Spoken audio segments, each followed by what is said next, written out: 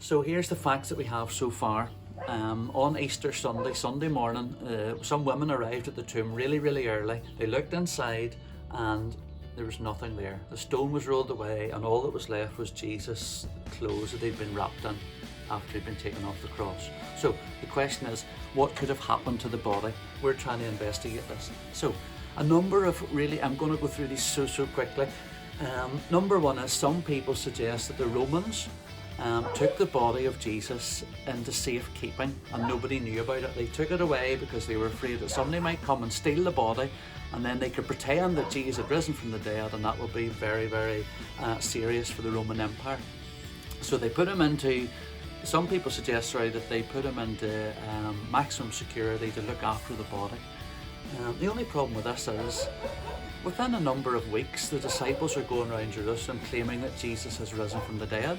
Now, if you know you're a Roman soldier or you're a pilot and you're in charge and you have the body stored in some prison cell, all you have to do is go and get the body, bring it out, walk it around Jerusalem, cut off the head like they do sometimes, stick it on a big spike at the gates into Jerusalem, say, really, is Jesus, he's alive, is he? Who's this then? And that's Christianity ended in a moment. Why'd they not do that? They didn't have the body. Another argument, and this one I suppose makes some sort of sense, is this. Some people suggest that the disciples took the body, alright? What would they have to gain? Of course, their leader, the person that they admire, the person they thought would bring hope to them and life to them, all of a sudden he's executed in the most brutal way right in front of them. So, in order to keep his memory alive, they decide to go in the middle of the night, move the stone away, deal with the Roman soldiers. Forgot to tell you that, they're the best trained soldiers in the world, at the time anyway. And then they go and they take the body of Jesus, they bury it perhaps in their own garden, and then they go out and they say, right guys, listen, let's go and tell everybody that Jesus rose from the dead, we owe that to him. And so they go out in the streets and they start telling everybody that Jesus was alive. It's plausible, it could happen. The only problem I have with it is this here. Every single one of those disciples, apart from John, all of them were executed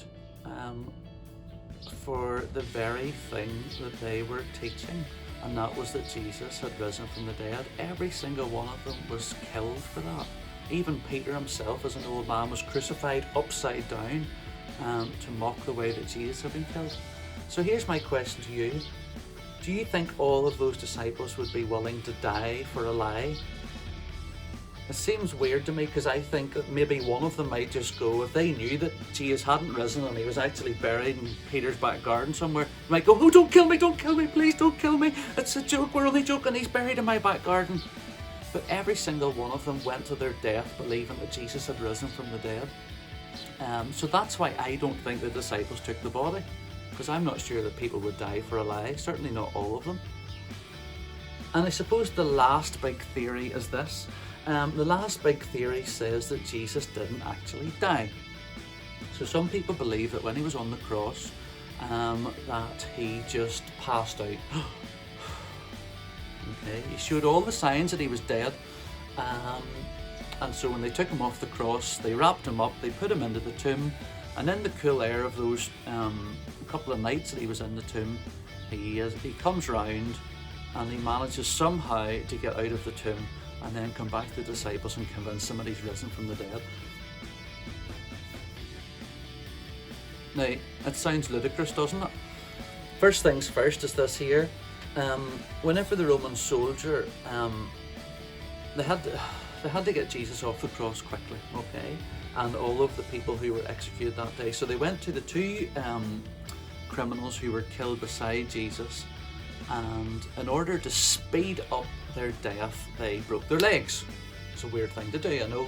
But the problem is, when you're on the cross, the way that you breathe is by pushing up on your legs to breathe in, and then letting yourself down to breathe out.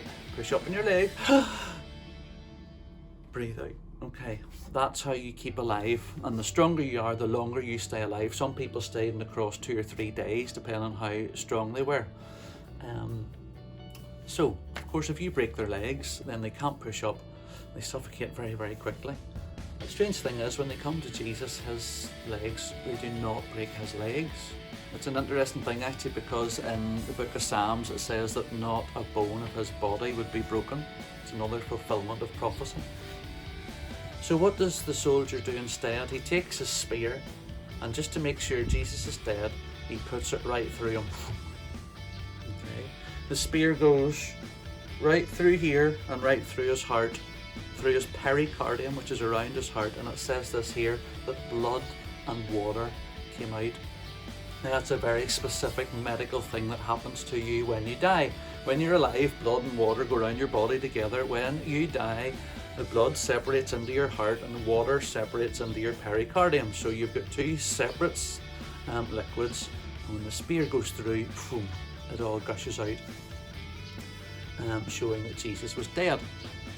Now, if that wasn't enough for you, people want us to believe, the people who believe in this theory, which is called the swoon theory, Jesus just passed out, swooned, fainted.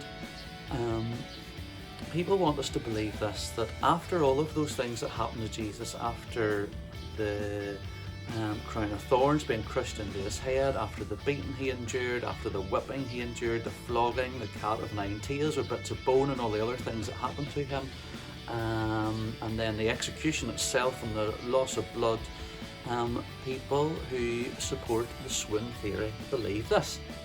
They believe that somehow when Jesus wrapped up, he manages to come round in the tomb. He hasn't eaten, don't forget, for 2 or 3 days. He's gone through all that pain and agony and torture, infection, all the blood loss, all the fluid loss, all of those things. He manages somehow to unwrap himself from these bandages that he's tinily wrapped in. Okay. He manages somehow to move this stone, which could have been almost a ton weight. He manages somehow to sneak past the best trained Roman guards in the world. And then he goes up and he manages to get home to Peter's house. He knocks on the door. Somebody comes to the door and looks at, and he says, "It's me, it's Jesus, I have risen." I'm not too sure the disciples would have really believed that that was the risen Messiah that they'd been expecting, especially as Jesus then had to sit there for the rest of his natural life in their back room, hiding out until he eventually died of old age. So the idea that Jesus did not actually die, so therefore he couldn't actually rise again, is called the swoon theory. And again, it doesn't really hold much water. So those are the main theories of what might have happened to Jesus' body. Number one, that the Romans took his body for safekeeping, or the Jews for that matter might have done it. The problem with it is nobody ever brought the body out to prove the Christians wrong. Secondly, people argue that disciples took the body, but it's very unlikely that, first of all, they would have had the skill and the know-how to do that and to get past the Roman guards and all the other things that happened. But most importantly, I'm not too sure that all of them would have died believing that Jesus had risen from the dead. And thirdly, the idea that Jesus just swooned on the cross. He fainted, he passed out, and therefore he wasn't actually dead. So if you're not actually dead, you can't actually rise from the dead. But that doesn't hold much water, because we know that blood and water poured out of Jesus when he was on the cross, and it would be very, very difficult for him to get out and to convince his disciples that he was the risen Messiah.